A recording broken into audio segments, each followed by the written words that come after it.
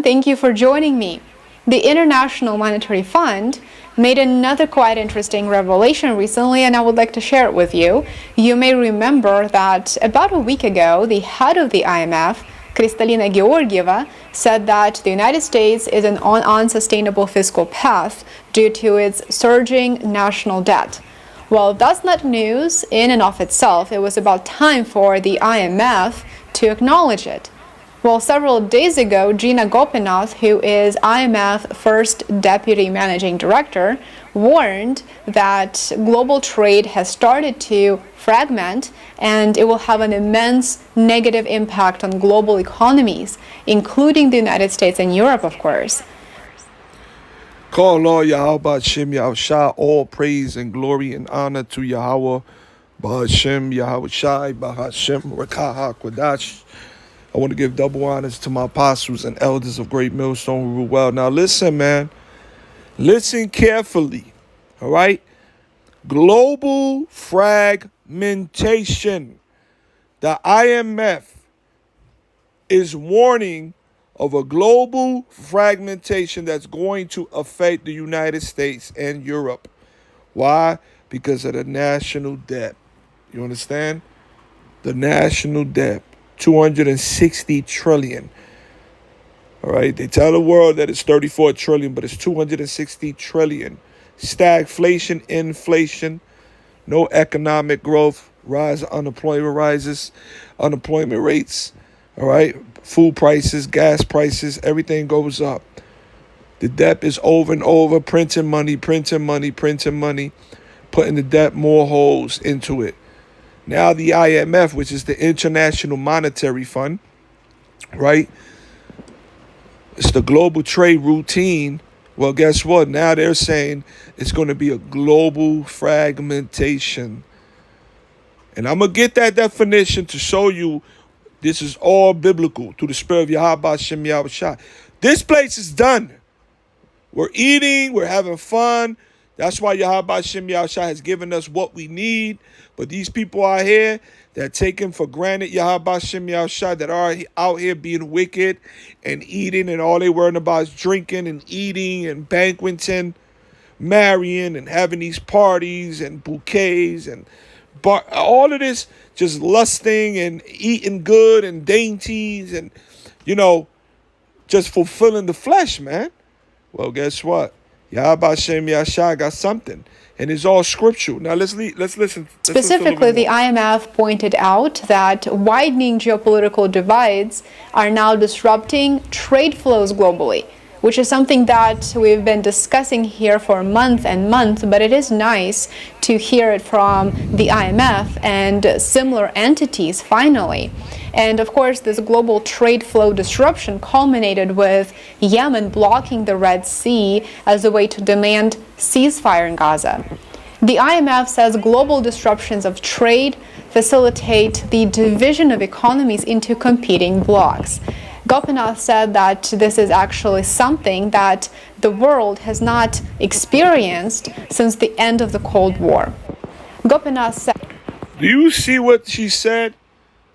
No one has ever experienced this since the Cold War. Foreign and direct investment flows are also being redirected along geopolitical lines. Some countries are reevaluating their heavy reliance on the dollar in their international transaction and reserve holdings. Listen to this. Foreign direct investment flows are also being redirected along geopolitical lines. Some countries are reevaluating their heavy reliance on the dollar. They're reevaluating their reliance on the dollar. All this is biblical prophecy. And we've said this over and over. They're not going to deal with the dollar. This is the revised Roman Empire, and it's falling. The dollar is going to be evacuated. It's going to be abandoned from the countries. The worlds are not going to want to trade with the dollar. It's already happening. The BRICS is being built. You have countries around the world that don't want to deal with the dollar. Everybody knows that the dollar has no value and is losing its purchase power. When the dollar loses its purchase power, it can no longer import and export. It can no longer deal with the global transaction when it comes to the goods and products. So what happens then? What happens when that happens? Well, you're going to have an uncertainty of what we're going to receive here. All the goods, everything we need, all right? That's going to be import, export, food products, etc., man. You know?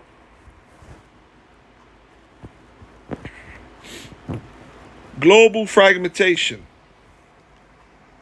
Global trade fragmentation in the form of an increase in trade barriers and higher trade policy uncertainty, meaning they're not 100% certain. All right? Global trade fragmentation. That means there's going to be issues within these countries trading back and forth. And the IMF, International Monetary Fund, guess what? Now they're warning about USA and Europe being what? Affected by this. Affected by this because of the national debt. All right?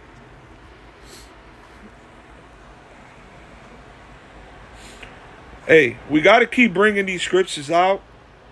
And it's crazy because we're actually living in a time where Babylon is going to be, the Lord is doing something with Babylon the Great, brothers. You know? And, we got to stay strong in this thing because when the Lord brings it, Deuteronomy 12:3, in the day when the keepers of the house shall tremble, and the strong men shall bow themselves, and the grinder cease, because they are few, and those that look out the windows be darkened, and the doors shall be shut in the streets, where the sound of the grinding is low, and he shall rise up at the voice of the bird, and the daughters of music shall be brought low. Also, when they shall be afraid of that which is high, and fears shall be in the way, and the almond tree shall flourish, and the grasshopper shall be a burden. All right? And the desire shall fail, because men go to his long home, and the mourner shall go about the streets. Now let's get a book of Habakkuk. Just thought about a scripture. Let's go to Habakkuk 3:17. Although the fig tree shall not blossom, neither shall fruit be in the vines. The labor of the olive shall fail, and the field shall yield no meat.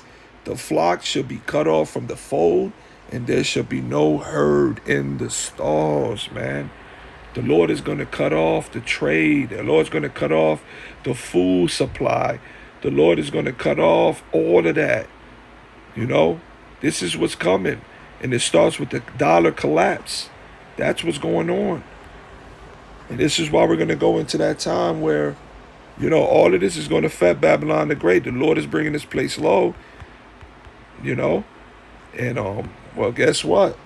That's the time we're living in. This is what we're going to come into. 6, all right? Verse 22. And suddenly shall the sown places appear unsown. The full storehouses shall suddenly be found empty, man. And the trumpet shall give a sound which when every man heareth, they shall be suddenly afraid, man. All right, this is what's coming to Babylon the Great, man. This is what's coming to Babylon. We're reading these scriptures over and over because it's the time we're living in. I'm going to go right to the point, man. I'm going to go right to this point right here. 2 Ezra 15:19. A man shall have no pity upon his neighbor, but shall destroy their houses with the sword and spoil their goods because of the lack of bread and for great tribulation. This is what's coming, brothers. This is the dollar collapse, man. Global fragmentation. The IMF is speaking about this. The WEF is speaking about everything. In their international transactions and reserve holdings. Of course, we have been discussing de-dollarization for a while now, but what we are seeing now is its acceleration. It's no longer some type of a conspiracy theory. It's not propaganda. No, this is happening. This is happening because Yahweh Ba'Shem Yahushai said it, man. All right? Let's go to Isaiah Let's go to Isaiah. Salakia, bear with me. Isaiah. Let's go to Isaiah 55. Is that 55? 55. And I'm going to go right to the point. 11. I have to start at 10. For as the rain cometh down and the snow from heaven, and returneth not thither, but watereth the earth, and make it bring forth and bud, that it may give seed to the sower and bread to the eater, so shall my word be that goeth forth out of my mouth. It shall not return unto me void, but it shall accomplish that which I please, and it shall prosper in the thing whereto I sent it, man. Everything the Lord promised through the Spirit of Yahweh Shem Yahweh, through these prophecies, are going to be fulfilled. No one can disannul it. The scripture said no one. Sirach 39 and 16. All the works of the Lord are exceeding good, and whatsoever he commandeth shall be accomplished in due season. In due season. Why? Because the Lord said it. Due season. All right? The Lord said, Revelation 20 and 3, and cast them into the bottomless pit, you devils, and shut them up and seal upon him, that he should deceive the nations no more till the 1,000 years should be fulfilled. Right? And that's when the Renaissance period came about after, Jake was ruling, over Esau during the Dark Ages. But it says this, and after that, after the 1,000 years, after the Renaissance, that's the period where he rose up, broke out of those chains, right? Out of the bottomless pit. And after that, he must be loose a little season. And this is the season we're in. We're the season of Esau, where he is falling. All right? As it may have been perceived even a year ago by the mainstream media, it's now out in the open, and even the IMF had to finally acknowledge this. One of the key aspects of this is the trade conflict between the United States and China. The current administration, by the way, is planning to increase tariffs on Chinese electric vehicles in order to make them less competitive and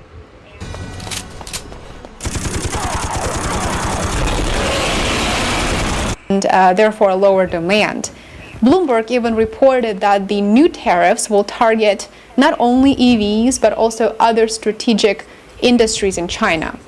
Earlier this month, the U.S. Department of Commerce added 26 Chinese firms to its blacklist, by the way. So the trade war is going on. It has become crystal clear that Treasury Secretary Janet Yellen's trip to China, as well as Blinken's trip to China, were far from successful. The entire world sort of just dismissed them, dismissed the threats, and likely just laughed at such attempts to Yeah, because everybody, the jig is up. Everybody knows about you devils here in America, man. You've been using your dollar as a weapon for so long.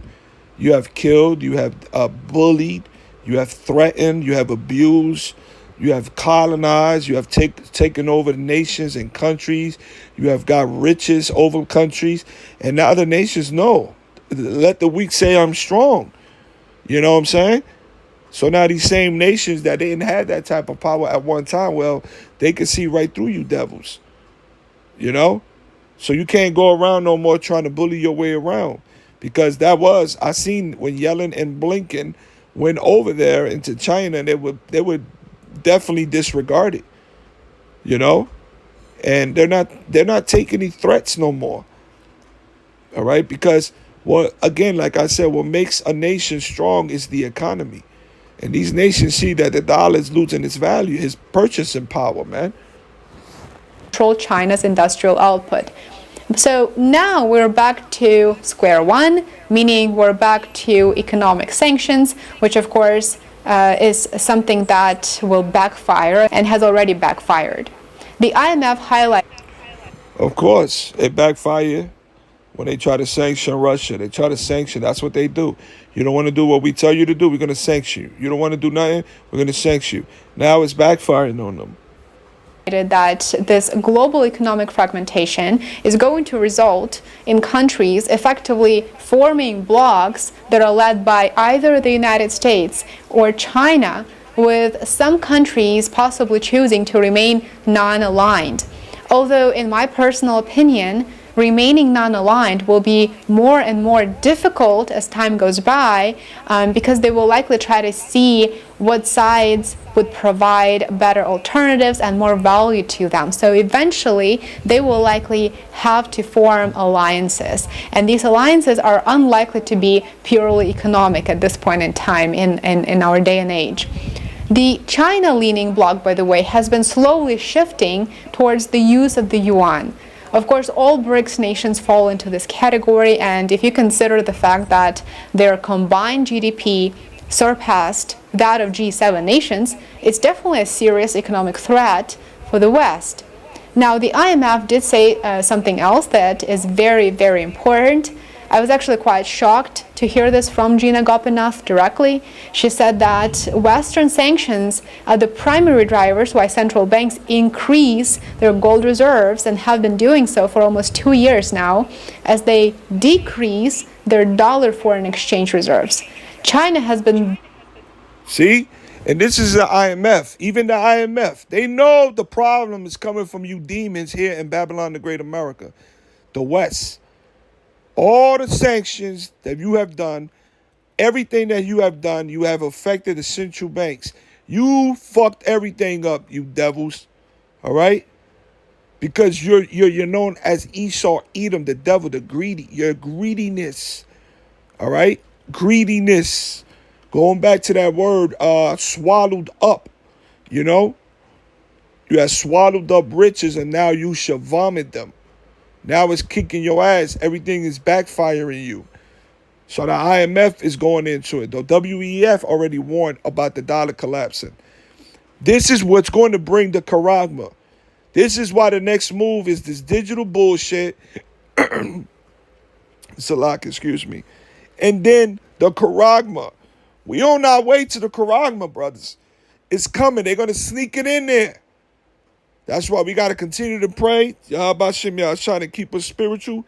May the Most High have mercy on us. Let's listen a little bit more. Building its gold reserves for the last 18 months or so, sometimes selling nearly $1 billion a month to buy gold. So there you have it, out in the open. Recently, India, a BRICS member, and Nigeria agreed to use their local currencies for bilateral trade. The trade between the two nations was roughly $12 billion in 2023.